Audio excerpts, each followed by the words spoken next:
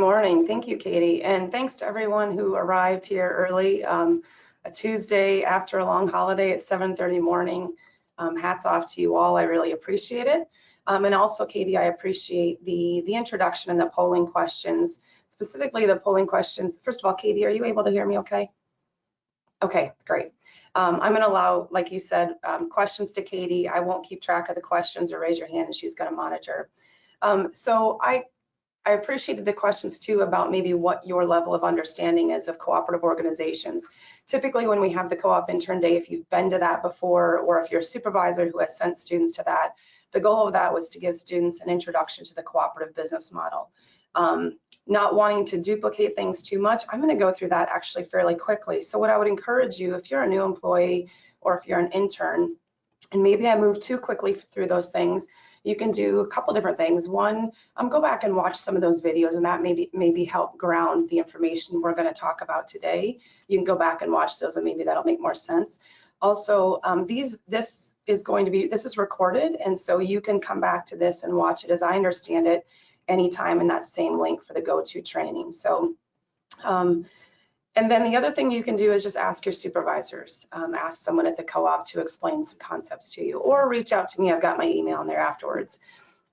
So my goal today is to talk about co-op foundations, and actually what I hope to do is be able to raise some questions for you and give you some things to think about throughout the summer in your internship or as a new employee about the cooperative business model generally, and to try and think about your role in that as either a new employee or an intern who potentially may be an employee at some point of a cooperative. Cooperative Foundations, not a very sexy title, but we're going to roll with it. Just a bit of a background, Katie gave you that. My job at Iowa State, I do teaching, research, and extension related to co-ops. I did grow up in Eastern Iowa, so I'm an Iowa girl. I grew up on a farm, graduated co-college.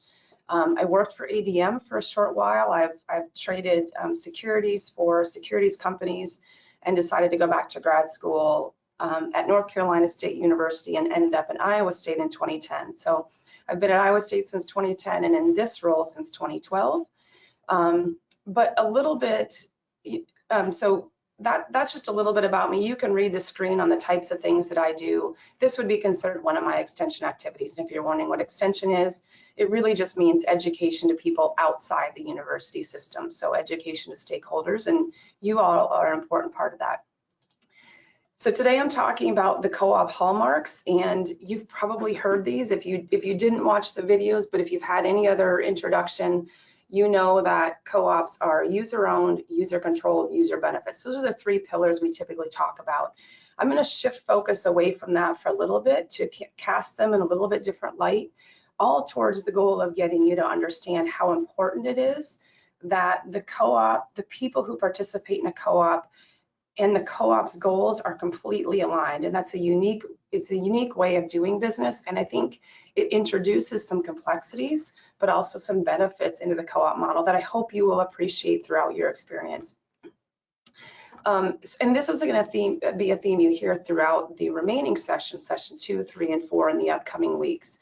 I believe these are the drivers of the decisions that cooperatives make, and these are not trivial things. So I'm going to go through them as if, you know, they don't really sound that important, but they really are. In my opinion, and this is maybe what you read in the description of the session, these are the features of the cooperative that I believe makes them the purest form of capitalistic pursuits. These features, the user-owned, user-controlled, user benefits, can be sources of strength and resilience in cooperatives and the systems that they organize. But also potential liabilities if not managed properly through attention to culture and mission. So what I would encourage you to do is think, you know, throughout the summer, think about how the things you're seeing either contribute to strength and resiliency of a system where everyone is so integrated, or perhaps are liabilities to that and what can be done about it. My hope after today's discussion is that you're better prepared to look critically at any business, whether it's a business you work for, whether it's a business you compete against, or perhaps start as an entrepreneur, or do business with as a producer, for example, or consumer, and evaluate its role in the supply chain. So I'm going to spend quite a bit of time focusing on the supply chain And the reason for that is because I believe it does give us the understanding of why cooperatives exist. And that's important understanding. Can they continue to exist? So that's where I'm going today. Also, I hope for those of you who will eventually spend your careers at cooperatives, you'll be better equipped to contribute to a culture that sustains the value of the business and allows the features that we're going to discuss to be features of, pillars of strength and resiliency. It's a long introduction, but that's where we're going today, and we'll try and get there fairly quickly. So Katie, could you put up, oh, not quite yet. Okay, so question 1 is coming up. I hope to make this interactive, so I'll have a pause after this slide deck, but a polling question for you all after that, after the slide. The ownership function. So we say co-ops are user owned and user benefiting. That happens through this ownership feature. Members, so if you're working at a grain and farm supply company, or if you're at a credit union, the members, the customers who are coming in, own the cooperative. They are the ones that provide the operating capital, and they do that directly. They do that through direct contributions, either as a membership fee or through retained profitability. And that retained profitability piece is really important. It means that when co-ops are profitable, they share profits with their members. But a portion of that sharing of the profits is retained at the co-op level. And I think it's important to note that profitability happened because members worked together to do that. It happened because the members made the decision to invest in a company that could be profitable, if that makes sense. The benefit of that, for each of these, I want to try and highlight what I think is a source of strength and a benefit. The benefit of that is this alignment. It allows the economic interests of the company, the pursuits of the cooperative, to be aligned with its members, and the members share in profitability. That profit sharing we call patronage. Okay. The risk of that is cooperatives, and this is true of grain and farm supply, telecommunication, broadband, to a lesser degree credit unions, but the risk of this is requiring that all the capital accumulation happen through this direct and indirect membership linkage. The risk of that is capital accumulation is limited to member contributions and profitability. Unlike other companies like an ADM or a Bunge or a Cargill, co-ops can't go out and raise money from passive investors. Their financing has to come outside of debt. Their financing has to come for their members. So real quick poll for you all, just to gauge where you are. Katie, would you mind? There you go. Are they able to see that? At a simple level, do you know how patronage works? Has this been explained to you? So Katie, are they seeing that right now? Yep, and I can see that the votes are coming in, or the polls, I should say, are coming in. Thank you. So I can see that about 60% of our attendees have voted at this point. This is where we understand whether you've started the webinar and walked away and maybe gotten breakfast, or go back to it.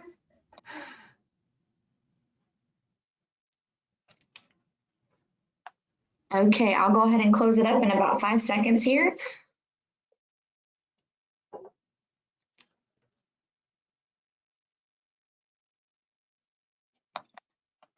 Okay. Okay, so I can see that about, if I look really closely, 54% said yes. I can't read the small number on no, and some did say, what is patronage? Okay, so let me just spend just a little bit of time explaining that. Patronage is when your cooperative is profitable, regardless of the type of cooperative it is. They all do this in different ways. But when the cooperative you are working for is profitable, they take a portion of those profits every year and they allocate it to the members. They allocate it to the people that did business with the company. It's a little bit different than the way a company like ADM, for example, a publicly traded company or a privately held company even might do it, that's non-cooperative. They allocate based on how much business was done, not how much investment someone has in the company.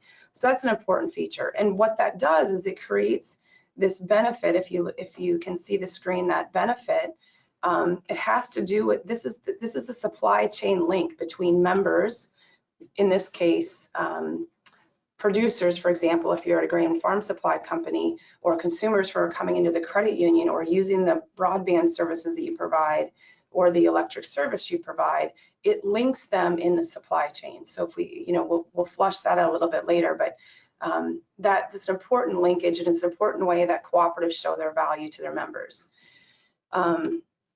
So that's what patronage is. And if you have more questions about that, some of the videos do have an explanation of that, the pre-work. And then I would encourage you to ask those types of questions in your internship. In fact, I've developed 3 questions that I think if you can take away and throughout the next couple weeks, think about asking these either to your supervisor or to other employees who might be able to help you with this.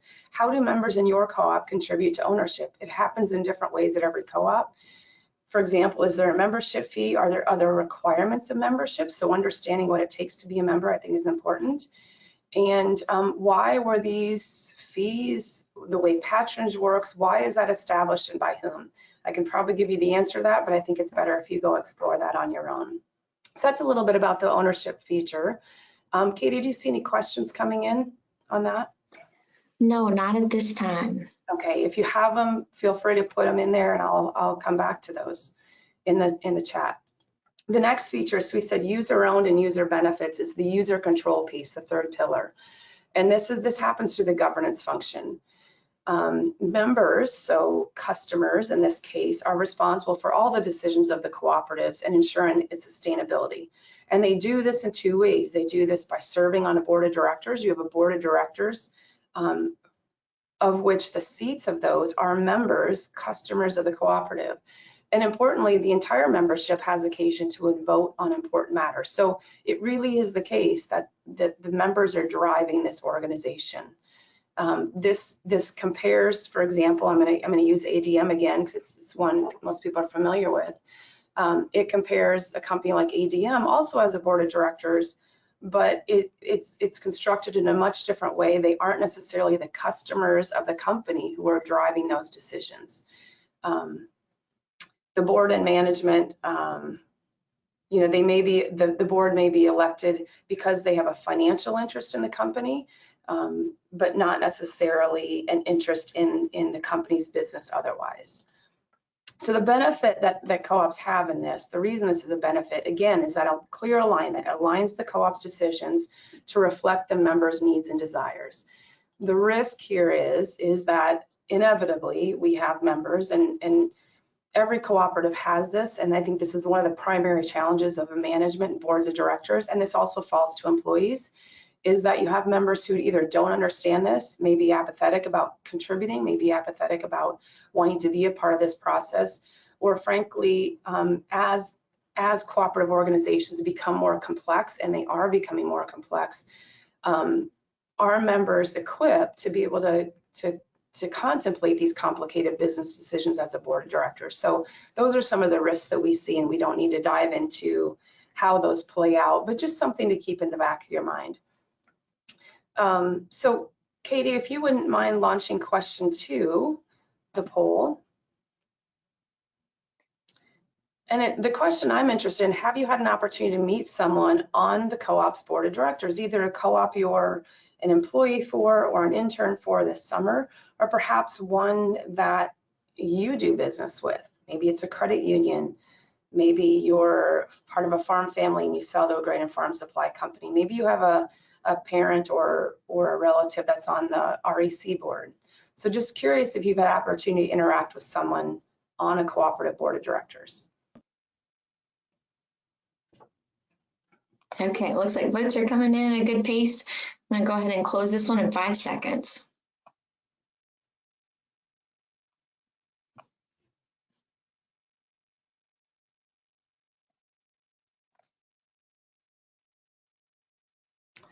Okay, looks like maybe 2/3 said yes. Excellent. And for those of you who haven't, and even if you had, I would encourage you to seek that out this summer. Maybe your supervisor can help make this happen. Maybe it's a built-in part of your internship at the company you're at. That would be great. But I think it's really good to get the perspectives of board members of the cooperative that you're either working for or doing business with, to hear from them what the value of the cooperative has been to them, because they're going to be the customers. You're going to get an opportunity to do that in session 4, so I hope you all stay tuned for that. I believe Dave Holm of the Iowa Institute is going to be running a session with co-op boards of directors, board chairman, or maybe it's Stacy. They always have really compelling things to say, so I hope you are able to tune in for that 4th session. Any questions? I'll pause here. So we've gone through user-owned, user-controlled, user benefits. These are things I want you to keep in mind throughout the rest of my presentation and throughout the rest of the summer. Any questions before we move on? I haven't really seen any. Yeah, no questions here either. Okay, great. Okay, so moving on. That's the basics of cooperative business model. Oh, before I do, really quick, sorry. Here's some questions. In your cooperative, if you've not already explored these, who serves on the board? How do they get there? What's the election mechanism like? How is the representation determined? How many are even on the board? And then what types of decisions are they making? Just to give you a flavor for how members participate in this governance and control function. So I want you to understand that from the perspective of, and this graphic is going to be true if you're working at a grain and farm supply company, if you're working at an REC, if you're working at a telco or broadband company, and if you're working at a credit union, this will be the model that you should keep in mind is going on in the company that you're at today.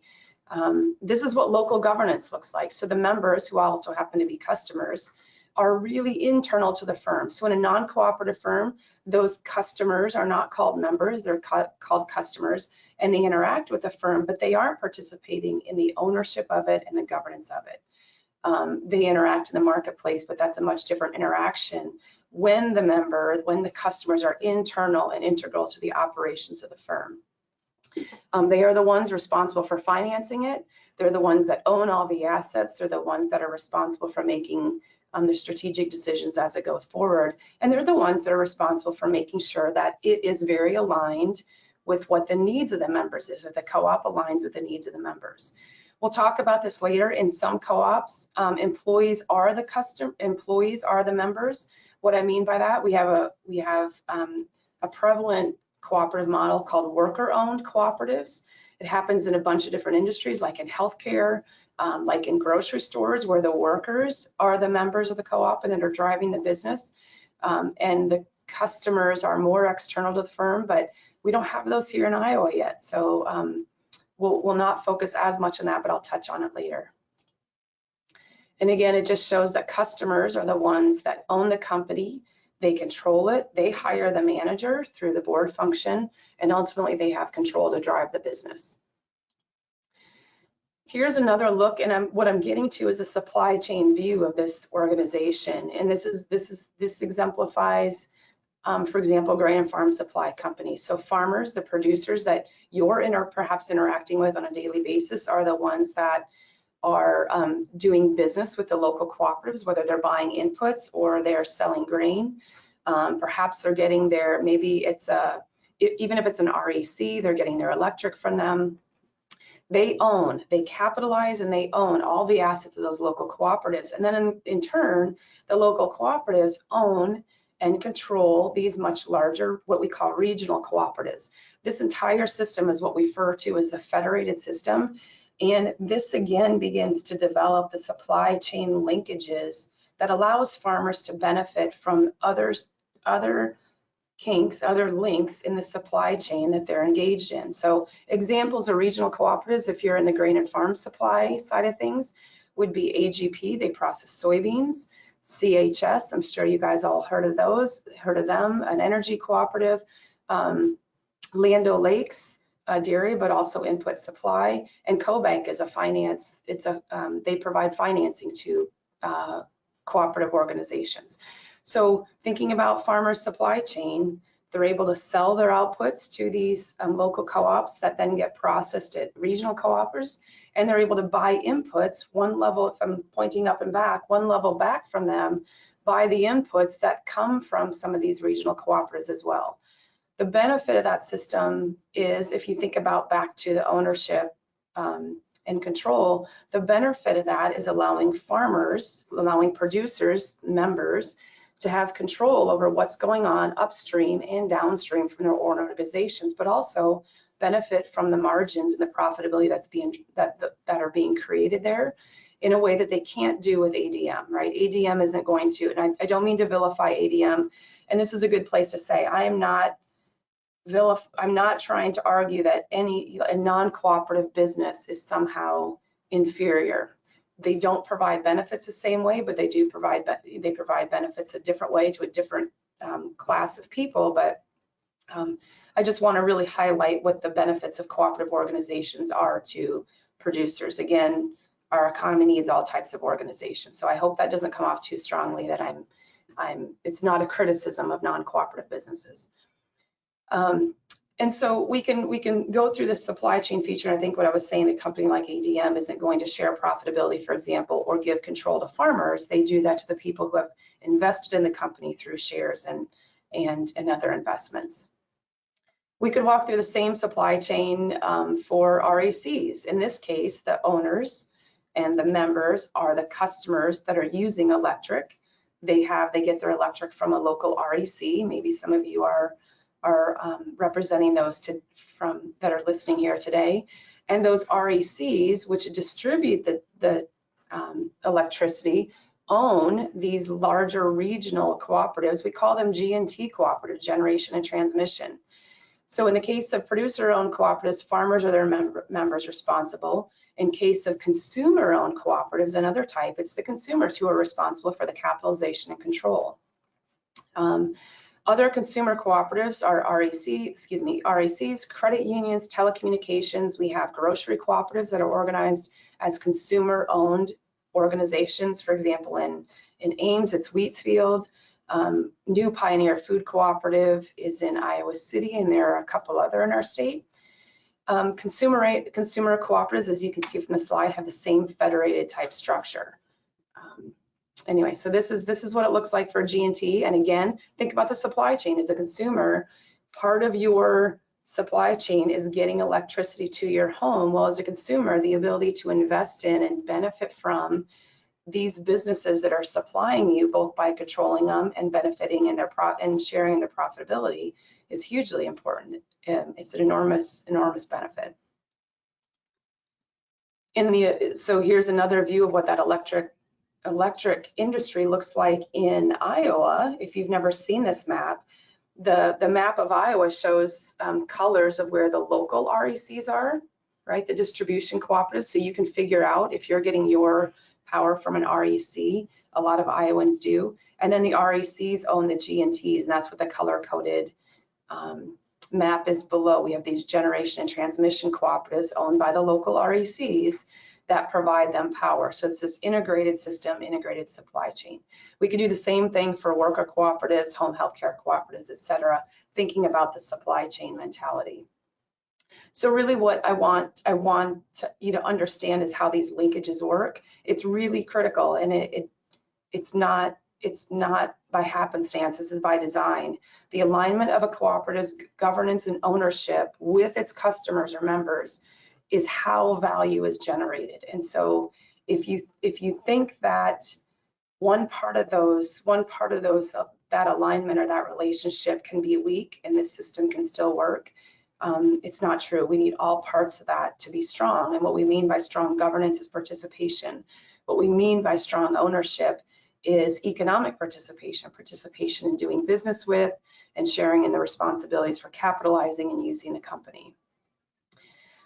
So the question is, what does this alignment really get you? Okay, what are its benefits? Ultimately, it means that the cooperative is going to exist to make producers or consumers or employees, whoever own the business, more successful at their own level. Co-ops exist to make, grain and farm supply co-ops exist to make their farmers better off. RECs exist to make their consumers better off. It means that the economic objective of the co-op isn't necessarily profit maximization at the firm. It means that they're trying to generate value at all levels of the firm. Okay, and I think as my guess is throughout your summer or as a new employee, you're going to begin to see now that now that maybe it's been introduced this way, you'll be able to see how a cooperative makes decisions that are really for the benefit of its members and not entirely solely looking at what's best for the firm, a firm on its own. Because honestly, the co-op doesn't exist without its members. So think about the products your co-op is selling to its members and how those are part of your members' supply chain, how integrated your members are with the cooperative to figure out how value is being created and driven. So this idea of driving value in the supply chain, fundamentally forming a cooperative, and it happened for some of your cooperatives, it happened 80 years ago, some it happened 100 years ago. Fundamentally, forming a cooperative means that a group of people made the decision to invest in upstream or downstream activities in their own supply chains, a consumer supply chain, producer supply chain, whatever it may be. I would say, we can see this with grain and farm supply pretty easily. If you're not really familiar, maybe you're coming from outside ag and you're not familiar, for example, with how grain and farm supply companies work, put yourself in the position of a producer or a customer. They're selling grain to the cooperative, they're buying inputs. It's allowing the producer to control the downstream link where their grain goes and the upstream link where they're getting the inputs to make the commodities, make the grain, grow the livestock, whatever it may be. They're allowing them to control that and benefit from it. And then the question is really why? Well, it's to drive overall system sustainability, to drive overall access to markets. We're going to talk a little bit about that later. I'm going to take a quick pause here. Katie, have you seen any questions come in or raised hands? Negative. Okay, is the sound coming through okay? I was just going to say, you're explaining it so well, nobody has any questions. An optimistic view. I hope I haven't put anyone to sleep. This stuff's cool to me, but well, I was going to say, if anybody does have questions, please be sure to type those out, send them to me. Let me know if you'd like a little more in-depth information. If you'd like to ask the question yourself, you're more than welcome to as well. So we'd like to connect with you on it. Great, thank you. Okay, so just some really quick pictures I'm going to go through to show you what farmers, what consumers, well, I'll start with grain and farm supply, what they have built. You saw the map of the RECs to show what consumers have built in terms of gaining access to electricity. If I go back, it was right there, right? That map that was built by consumers who were also, many of these happen to be producers who needed electric on their farms. This is what producers in Iowa have built. This is a map that the Iowa Institute for Cooperatives generates. It's a little bit dated, but it shows the local cooperatives. Many of you are at some of these in Iowa, and the center point of those starbursts is the headquarters of the company, and then the rays go out to all the endpoints, are all the different locations. So you can see that in Iowa we have a lot of cooperatives, grain and farm supply cooperatives, not as many relative to 20 years ago, but still quite a significant reach in our state. Some are one location cooperatives, some are almost 50 location cooperatives or more. This is the network they've built, and this is a system that was built by producers. What is not shown here is a federated structure of how all those cooperatives own then the regionals. And this happened because of the common story that producers, the common experiences that producers had. We don't have time to fully explore that today, but what I see when I look at a map like this is, what does this look like in 10 years? These are questions you should be asking yourself. I guarantee you these are questions your cooperatives and the boards and the management are asking themselves. Some cases it looks like we have significant overlap in some areas. In other cases, perhaps not enough assets built. So how are cooperatives going to continue to align themselves with producers in the future? And is this type of coverage, is this type of system what producers need? Does this reflect where we are going and the needs of producers going forward? So these are some questions that come to my mind when I see a map like this. And these are questions you should be asking as an employee, as an intern, as someone who's exploring this business model. Here's what it looks like in Nebraska. A little bit different. They've got this hole in the middle, but here's the grain and farm supply cooperatives in Nebraska. they had a similar experience as we had. A little bit dated map here as well. And here's a map of what's going on in Kansas. So our experience here in Iowa is not unique. We've got consolidation happening. We have this incredible system of cooperative organizations built up in ag. And this, you know, the same, you can create the same maps for RECs in these other states. And this extends outside of the Midwest as well. So just some real quick pictures to show you what the landscape really looks like. The question is why? Why would producers, other than, well, there's profitability there, or maybe I like the idea of controlling, why did this ever come about? What happened that this came about? Consider the experiences, I would say, of my great-grandfathers and probably your great-great-grandparents, my grandparents, and your great-great-grandparents probably. They made these decisions, and I think it's an interesting story, whether it's an REC or a telco company. Here you see men raising telephone lines. They made this decision, and this happened in Iowa, and it happened in the late 1800s and early 1900s, because they lacked access to the sort of things that they needed to make their own operations work, to make their own livelihoods more productive. Producers, and these were largely driven by producers in the late 1800s and early 1900s, really didn't have a lot of options in the marketplace. This was affecting their ability to market their products, to get access to the products they needed to grow their crops, even to get power and electricity to help them be more efficient. So we're in a situation, and we spent an entire summer talking about cooperatives, and I'm going to gloss through this really quickly, but there's a reason private investment didn't happen in grain assets, in electric assets, in telecommunication assets, in financial assets for rural areas, by companies that were investor-owned companies, because it couldn't be as profitable with a less dense rural population. So consumers and farmers in rural areas decided if it was going to happen, they needed to make it happen on their own. They needed to make it happen collectively, and that's what they did. They formed these cooperatives. Those were the experiences of my great-grandparents and your great-great-grandparents. And what we're going to contemplate in a few minutes is that still the case? So here's an example, and I've talked about grain and farm supply, REC, telco, and a little bit about credit unions. But this extends these experiences that cause these consumers, producers, perhaps even business owners to say we want to engage at another level in our supply chain, either one link up or one link back, is because they share these common experiences. All these co-ops listed on this page are examples of producers or consumers, or even store owners like Ace Hardware and True Value. Those are cooperative organizations, figuring out that they needed to collectively invest into their supply chain to have greater control over their own destiny. I think it's brilliant, frankly. I just began learning about cooperatives a very short while ago in the scheme of things, and I'm just really impressed with what producers and consumers have been able to do with this business model.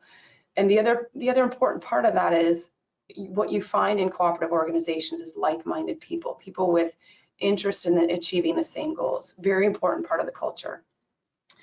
Here I've got food cooperatives like Frontier and New Pioneer, financial cooperatives like Greater Iowa Credit Union and Green State Credit Union might be common names you've heard here in Iowa. Northwestern Mutual is a financial company, but it's a mutual insurance company. It's a cooperative organization. And Farm Credit Services, the Farm Credit System is a cooperative system, if you weren't aware of that. Healthcare cooperatives, I've got, you probably can't see me clicking, but that heart on the left-hand side, that's a healthcare cooperative called Soaring Independent in Wisconsin. It's a worker-owned cooperative where workers own the healthcare that's being provided to people in homes. So they have greater control over being able to provide the services that they know the people that they're caring for need. Common Ground is a health insurance co-op. If you see the gray and the green, we have dairy cooperatives, of course, like Land O'Lakes and Organic Valley. Processing like Subi Honey and the National Grape Cooperative. Welch's is their marketing name. Cranberries through Ocean Spray, oranges and almonds, Ford is Natural and Blue Diamond Almonds. And then Equal Exchange is a worker-owned cooperative focused on, they have very specific values and goals related to sourcing chocolate and I believe coffee.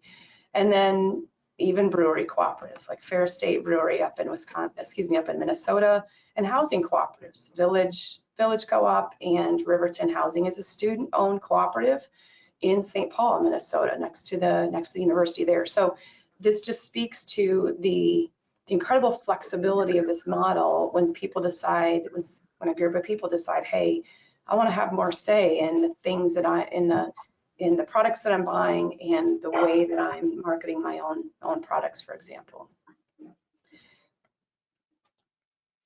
So again, why own the supply chain? I would argue that each and every one of the co-ops that you're working for this summer, working with this summer, has a unique reason for forming, but it's I can almost guarantee that they're rooted in this common experience, and the experience is either unequal or lack of access to a marketplace, whether it be to get services or to market products that they're creating. This is true from housing cooperatives to working cooperatives, worker cooperatives, telecommunications, grocery stores, grain and farm supply. In all cases, a group of people or even a group of businesses realized they could not do for themselves what they could do collectively, and they've formed cooperatives, and they're enjoying the benefits of that now. So really quick, I'll take a pause. Question 3, I want you to think about your own supply chains, either as a consumer or as a producer, maybe it's your family. What types of co-ops do you interact with on a somewhat regular basis? I don't know if you can select all that apply. It looks like you can. Are you interacting personally with a credit union, grain and farm supply, rural electric, perhaps a food cooperative, or a telco broadband co-op? Okay, looks like answers are coming in hot and fast. And what I hope you realize, if I can keep talking, what I hope you realize is you may be interacting with a co-op and didn't even really realize it was really a cooperative organization. A lot of students that I interact with on an annual basis, they recognize the grain, they recognize the grain and farm supply company as a cooperative, but they may not recognize that they're getting electric from one, or that the credit union is actually a cooperative.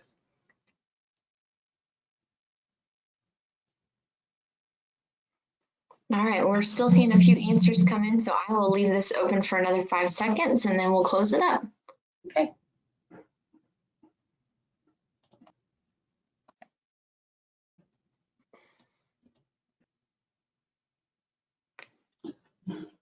Okay, so credit unions, it's a little small for me to see, but okay. Yeah, so I was going to say, I can read it to you. Credit union, 36%, grain and farm supply, 95%, REC, 68%, telephone, broadband cooperative, 32%, and food, grocery, retail, 41%. Excellent. Okay, so many of you are having probably multiple experiences with cooperatives. Hopefully after today, and even after sessions 2, 3, and 4, you can, I mean, maybe be a little bit more aware when you're doing business of, hey, how is this, what are some of the, like, just think about the linkages in the supply chain and how they drive value. So thank you for responding to that. So questions you might think about asking about the cooperative that you're working for, perhaps if you want to really dive deep and you're checking out of a food cooperative, for example, a grocery store, find out, when was the co-op formed? Why did they form? What was missing? What drove that type of investment? Why did the founding members choose a co-op model? Why not just organize a private company that wasn't organized? And by the way, I should note that cooperatives are private corporations. They are incorporated and they are owned privately by the farmers. They don't have shares that are traded publicly, is what I mean by private. What kind of investment did it take? We have some examples from the earliest co-ops that formed in Iowa. First Cooperative Association in the Marcus location, if anyone is on from that area, was the first farmer-owned grain and farm supply elevator in Iowa, I believe, in the early 1880s. And they each invested, I think, the equivalent of about $60 to put up a wooden grain bin to store grain. So lots of unique stories, and I guarantee you the co-op that you're operating at has a reason, has a unique story and a reason why it formed, something related to missing access. And the question that you should walk away from today, and the question that ultimately I'm leaving you with today after a few more slides is, are the reasons that that co-op was relevant, your co-op was relevant 50 years ago, 100 years ago, whatever it is, is that still the case? Is that still the reason for being in the marketplace, or are there other reasons to exist? And so this is one thing that I know cooperatives are trying to wrap their head around, is what is going to be our role in the marketplace going forward, and specifically to grain and farm supplies. I think this is specifically relevant, is how do we align ourselves with what the farmer of the future looks like?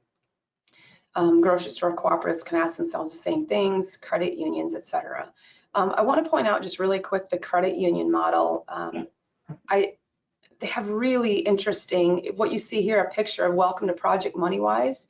Credit unions started because consumers needed a way to get access to funds without having to do business with basically loan sharks and people who would take advantage of them, charge very high interest rates. And honestly, the way this happened, it started in Europe, but a group of people got together and said, look, we're going to pool our funds, and if someone in our community needs help with a project, needs money, we're going to loan that money at a low interest rate, and we're going to help get them, and we're going to help them make payments and make sure everyone is better off. So low interest rates, we're all taking a joint risk to help someone in our community. It's a really cool story that credit unions have as well. And I would encourage you to explore whatever cooperative you're at, the reasons and exactly how that happened.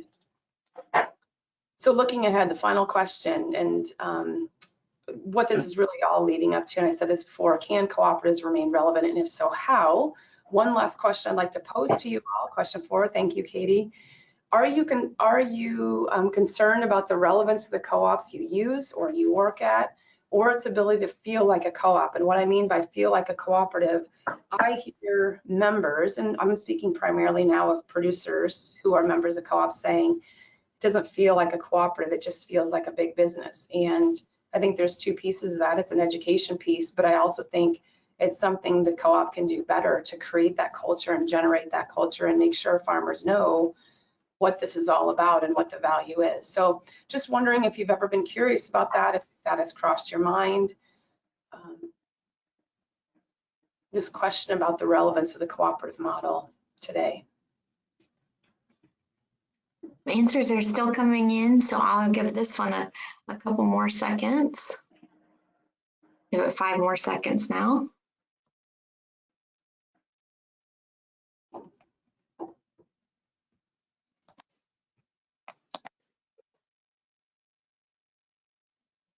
All right. So for those of you who hadn't really thought about it that way before, I'd encourage you to just not, I mean, it's really good to think critically about the business you're working for or the business you own and its relevance. And, you know, as an employee or an intern who may be an employee at some point of a cooperative, think about how do we wrap our heads around, how do we make sure we structure our strategy so that we can be relevant. And the bottom line is that relevance has to be driven by the members. It has to be driven by the producers in the case of a grain and farm supply company, the consumers who are using the credit unions, the consumers using the RECs and the telcos and the rural broadbands. Relevance comes from them. And so finally, can co-ops remain relevant? Honestly, this is up to you guys. So the new employees, the interns on here, this will be the problem that you face. This will be the solution that you get to tackle.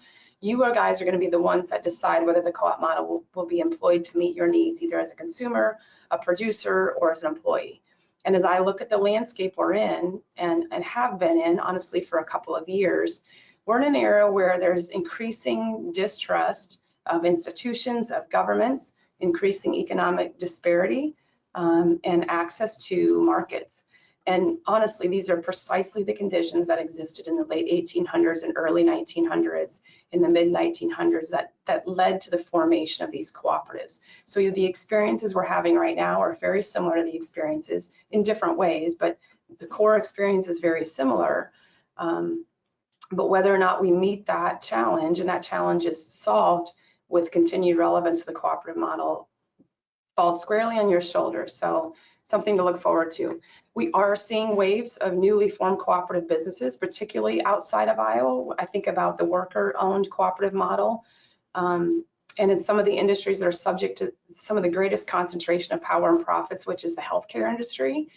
We are even hearing about potential beginnings, for example, of so in an era of COVID, lots of discussions from livestock owners about, can we form our own livestock processing? Can we own the processing of livestock?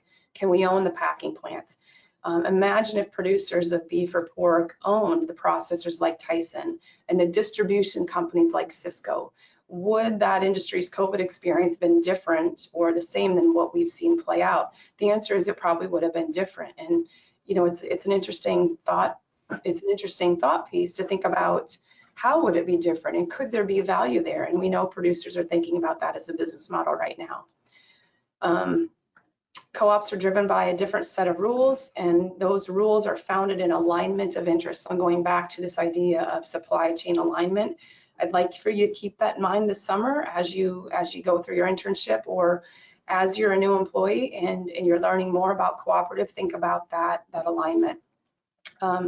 Agriculture went through this about a century ago, and I suspect we're going to have more of that emerging, and it probably won't be the same. In fact, we may lose cooperative organizations when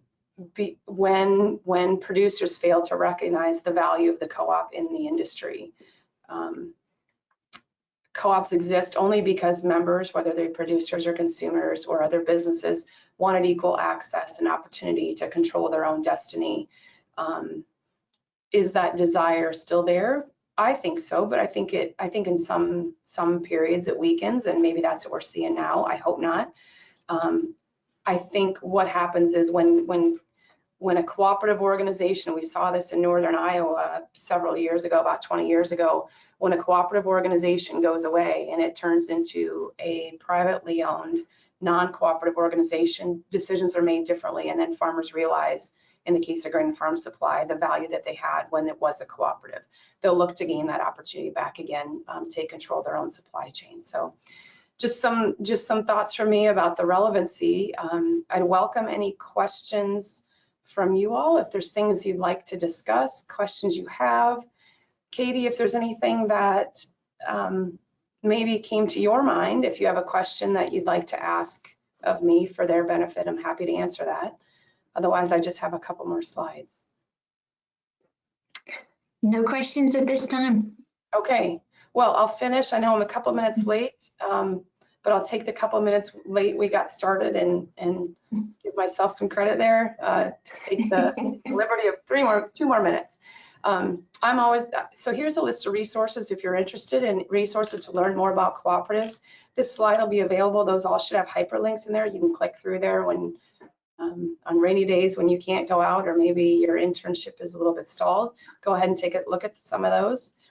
And then finally, I would just say, you know, again, I appreciate this opportunity that IIC has provided to get the message out, and the work they've done that goes into putting together this intern and new employee workshop series. If anyone has questions for me, you can always reach me at Iowa State. It's KL Jacobs. If you miss the L, it goes to someone else. So happy to always receive emails from students, emails from industry, and I'll do what I can to answer them. So thank you very much. And just a quick wrap up, we'll be sure to post a slide so that if you miss something and want to reference it, you can go into it. That will all be housed in the GoTo training, this course for GoTo training. And I want to just remind you all very quickly of the scholarship opportunity that you have as an intern at one of our member cooperatives. Those scholarships are $2,000. We'll be giving out 8 of them this year. And I just think it's a huge value to not only our members, but to you as interns. or maybe even new employees that had an internship last year, you're still eligible for that awesome opportunity. If you get a chance and you haven't viewed the co-op videos, please do that. It's a really good basic format and video for you to watch and learn a little bit more about cooperatives. I also want to take a second to thank Iowa State and especially Dr. Jacobs for your help in developing programming, but also working through some of the details on how we're going to offer it and what it looks like and how to try and make it interactive. Dr. Jacobs and I have spent a significant amount of time together trying to make sure that this is relevant and interesting and engaging and something that you guys find value in. So thank you very much for your time this morning. We really do appreciate it, and we look forward to seeing you next week. Great. Thanks so much. Take care.